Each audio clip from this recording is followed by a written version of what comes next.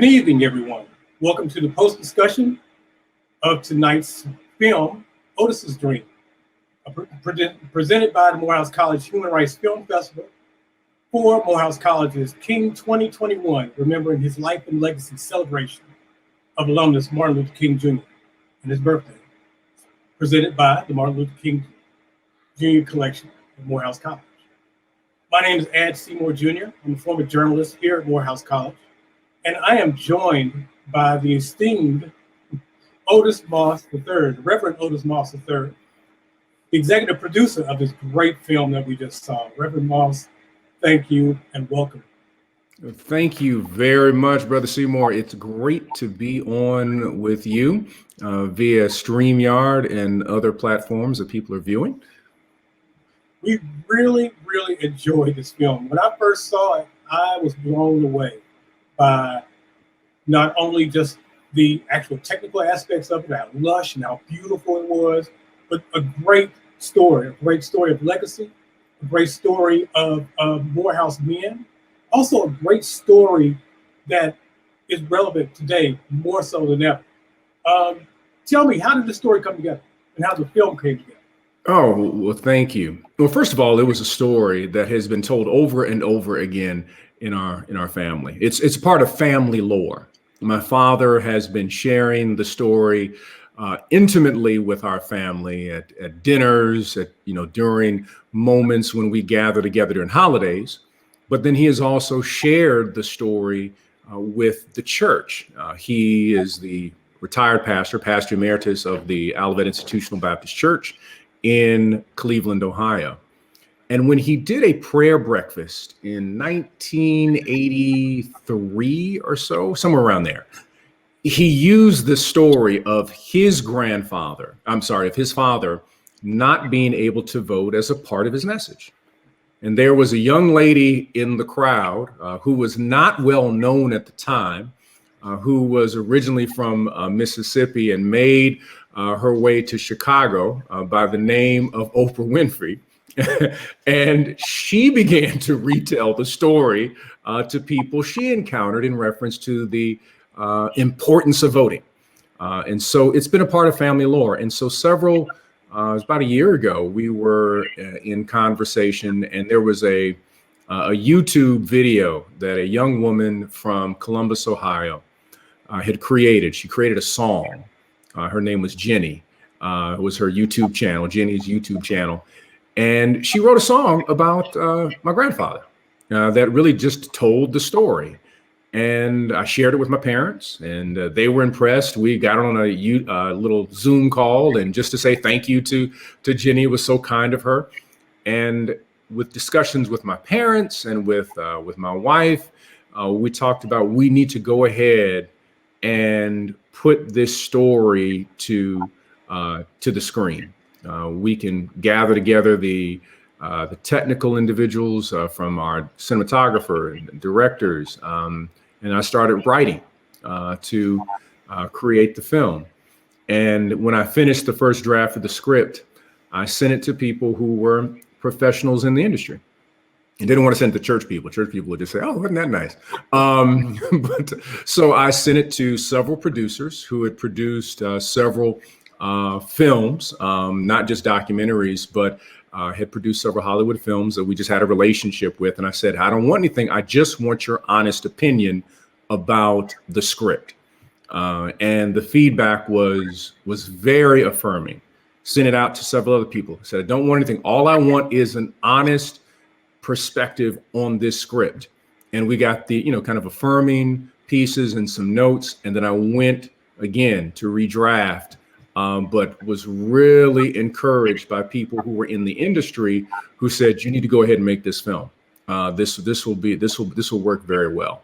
And we were able to then bring people on board who were absolutely outstanding professionals to assist us with the production of the film. And it was finished you said right before the November election? It was. We started principal photography at the end of September. We finished probably the beginning of It was a week shoot. About a full week was our shoot. Where did you shoot? And we shot around Illinois. Everything is in Illinois. Because originally the consulting producer, a gentleman by the name of Keith Walker, who was our cinematographer, who is a just world-renowned cinematographer specializing in documentary film. He wanted to go to Georgia. So it's like, I said, we don't have the Georgia budget to fly a crew to Georgia. So we found areas around Illinois that could be a stand-in for Georgia. And it works very well. And with Keith's cinematography, and Keith is, for those who may not know, he's been the primary cinematographer for Oprah's productions for OWN. He's the cinematographer that has done the work for the Obama family and their documentaries. I mean, he's a professional. He is, and he signed on to the film saying specifically, I believe in the project. I will give you whatever resources and connect you with the necessary people in order to finish this project, because I think it's important, especially around, since we're coming up on this election, that is incredibly important. Let me go backward just a little bit. You came to Morehouse, and what year did you graduate from Morehouse? I came out in 92. 92. Mm-hmm. You came to Morehouse not to follow in the family business, but to do what? To do film. Yeah, I wanted to be a cinematographer. I was enamored with a person by the name of Ernest Dickerson, mm-hmm. who was the cinematographer for Spike Lee. I remember, I mean, one of the reasons a lot of us ended up going to a historically black college was either because you saw School Days or you saw A Different World. So those two had a huge impact. And I was always fascinated by what happened behind the scenes more than just what was on the screen. And when I saw what Ernest Dickerson did with film and how black people look so good in Spike's film, because, you know, black folks always look dark and sweaty when white people would photograph us. But Ernest Dickerson, along with another person who just blew me away, was a woman by the name of Julie Dash, who used natural lighting in terms and had to use documentary film stock that was used to film nature, because I heard something that blew me away from Julie Dash. She said, even celluloid is racist. She said it's designed to light and give color to white people. It darkens and does not shade the beauty of black people. So she said we had to go and find the right film stock just to get the beauty on camera that black people deserve. That was like a revelation. I was like, wow. I said, that's amazing. I said, even the film is racist, literally? Wow.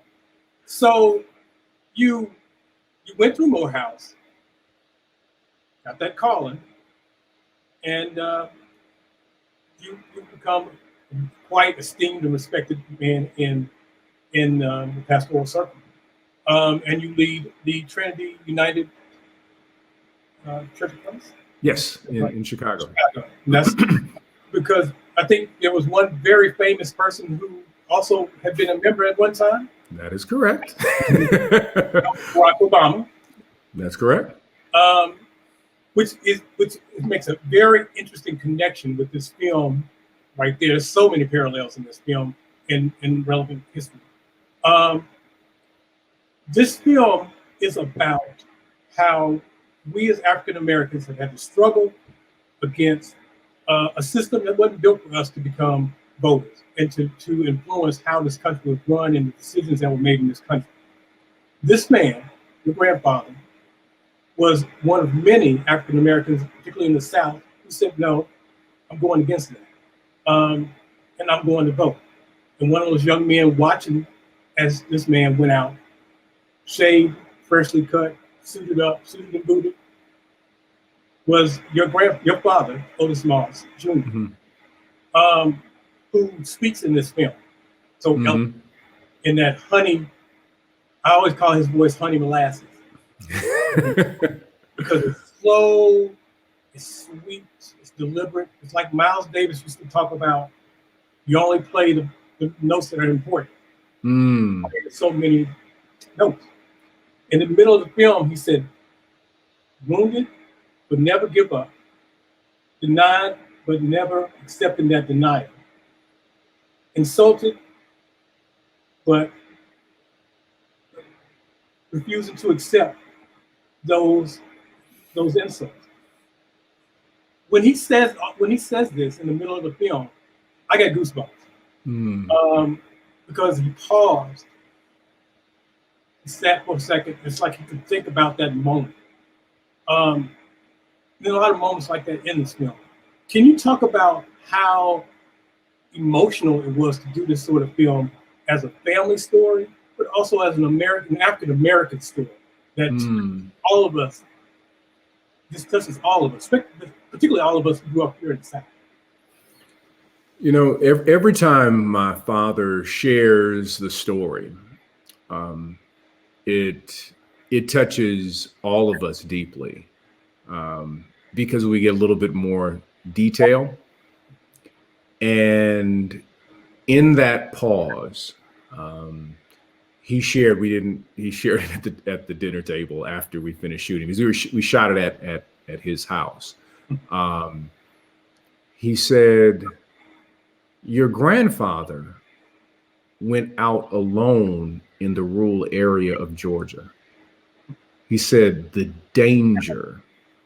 He didn't know if he was coming back home, but he made the decision that he was going to go out and vote." I mean, that just blew me. I didn't comprehend the danger that when he said goodbye in the morning, that might have been his last goodbye to his children. And then to walk 20 miles through territory that was at best not friendly to Black people, alone in the body of a person who is identifiable and whose body has been weaponized in the consciousness of those who are white in Troup County. Was when he started sharing the danger, but as he shared it, he said, "But your grandfather was a soldier, and he operated as such." I mean, and we tried to show that in the film, that even though he only had like 1 or 2 suits, they said my dad said he was so meticulous about everything that when he shaved, the way his suit looked, that he was going to look a certain way, because you just couldn't go vote and just vote. He said he had to present himself, but it was a part of who he was. And that pause in that film, all of that is wrapped in that moment. And we tried to make the connection that my grandfather's act put my father on the trajectory to be a part of the civil rights movement. He would not have been in a part of the Atlanta sit-in movement if his father had not defied the suppression and caste system of Georgia. Do you think your grandfather during those moments saw himself, or even felt he may have been part of the movement, or even that kind of a hero for the time? You know, I don't know. I think it was, from all that I've heard, because I interviewed all of my living relatives for the film. And I think that he had this deep sense just of duty. It's just like, I have to do this.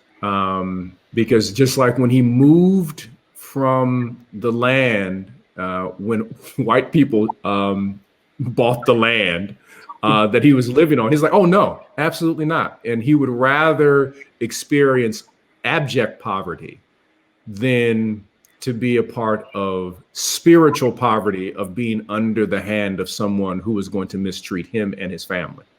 He was an iconoclast. He just said, "I'm just, whatever you do, I'm just not doing it." And there's probably a billion stories in our community of people who were just rebels. That no book will ever be written, no movie will be ever created, no poems will ever be designed, of individuals who refused to bow down, to be held back, and resisted in such a way that it ended up inspiring their children. Truly inspiring.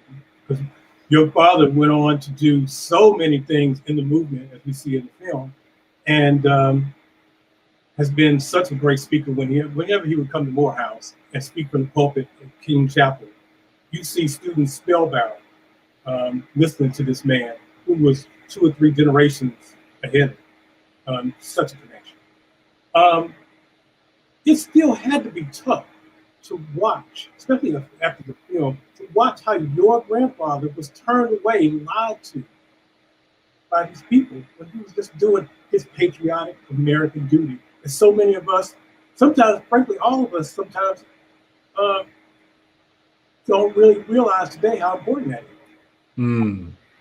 Yeah, the scene that that actually got me, and it is, I don't think it comes through as strongly, but then when we designed it, it was really the final polling place that you can see a white person being let into the polling place. I saw that.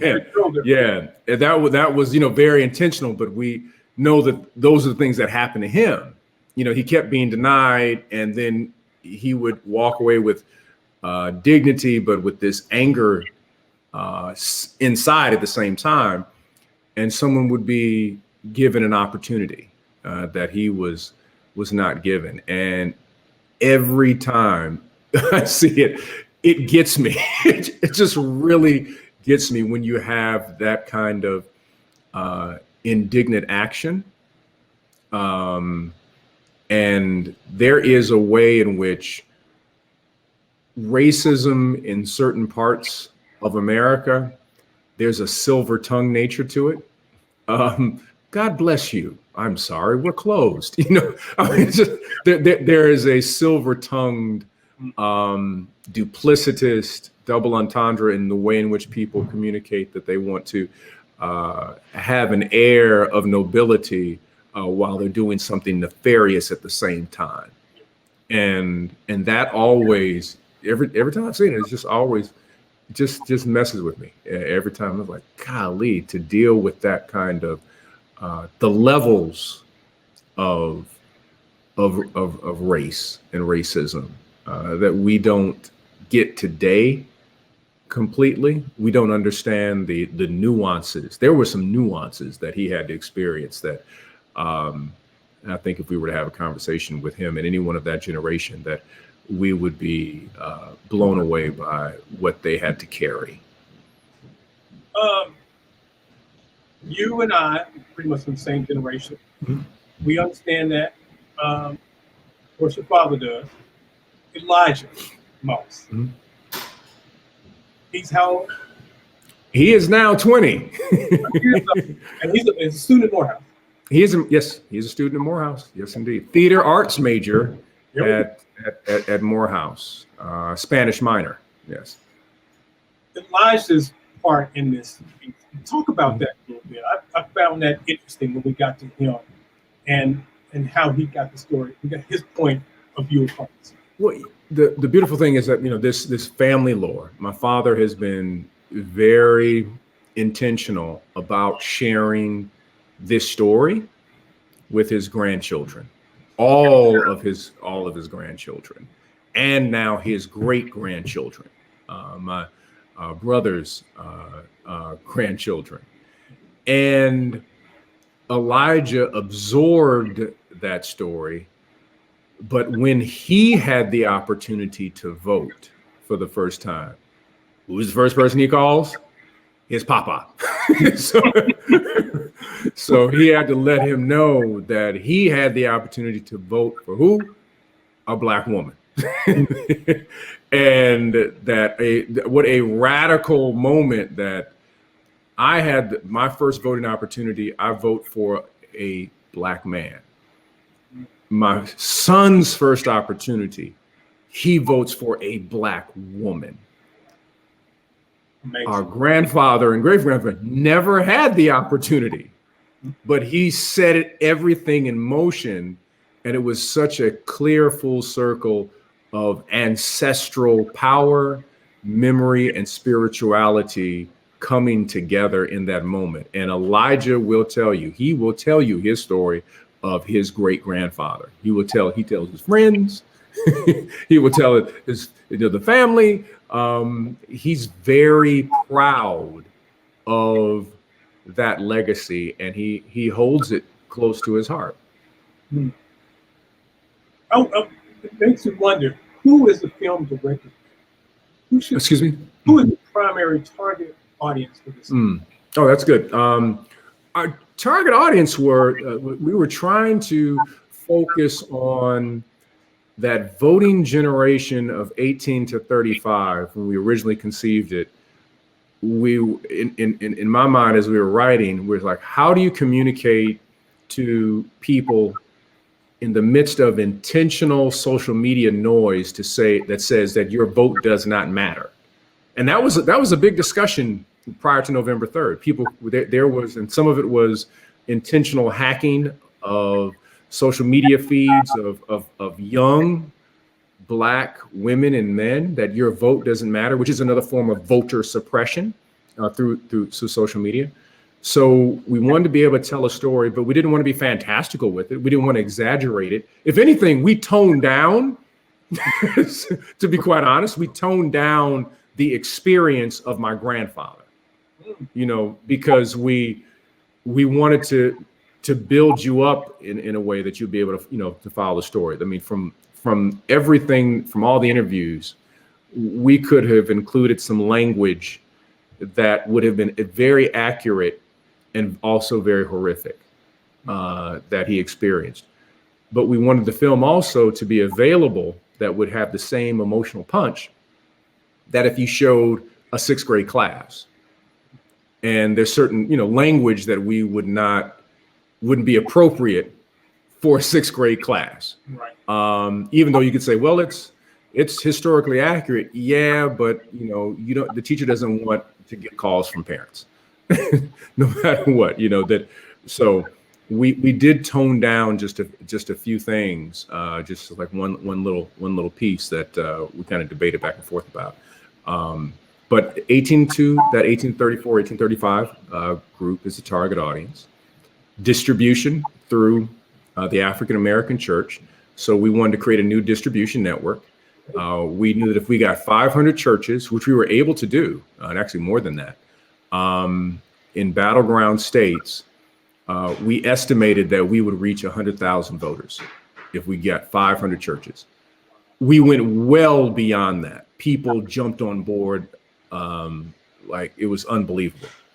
And so we are, based on all the different platforms and the way that people showed the film, we believe that we reached 1 million voters. So the film was able to reach 1 million voters. And again, that distribution network of the church, that there is a great power within that community that has not been tapped. People just kind of view it as, oh, show my film so I can make some money. But if you have intentionality, curriculum, and purpose, you can reach a group of people that you never thought that you would reach. You show it once in a service and you just that's 500 people right there. But then they go and share it with mama and them, aunties, cousins, and everybody else. And before you know it, different churches, it doesn't show up in your algorithm because it's one showing, but it's 500 people watching at the same time. And then it expands and expands and expands from there. So I think also that we are demonstrating a new way that you can distribute films that have a purpose, that's intentional, that has a curriculum around it that can be used for teaching, especially this documentary and creative nonfiction format can be very helpful, and the church can merge with arts in this area. In places like Georgia, especially now, that's important and even more relevant with the Georgia legislature talking about efforts to change the rules in absentee voting, because so many people came out to vote by absentee ballot, even though there was no fraud in it. which they've admitted, Right. but they still want to make it, which is in the self-suppression, right? Yes. Yeah. George is a trip. And I love George. I mean, I love George. George is my home. That's my home. It's my ancestral home. I love the state of Georgia. But what's so funny to me is that, so my grandfather voted, he's attempting to vote in 1946. The Georgia legislature in 1917 set up a system of electorates. So if you were from Atlanta, they gave you 6 electorates. If you were from a rural area and a village, you got 4, and then you got 2, which you got 6. They were attempting to give more power to areas that had a lower population. That was the system until 1963. The Supreme Court struck down that system.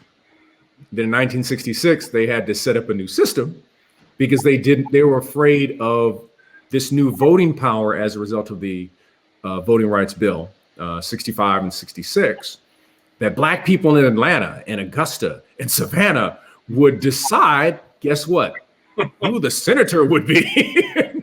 So they changed the system in 66 to do a 50+1 system, meaning that you normally would have a runoff, because what they wanted to make sure would not happen, would a voting block from Fulton County would not determine who the governor would be, nor the senator.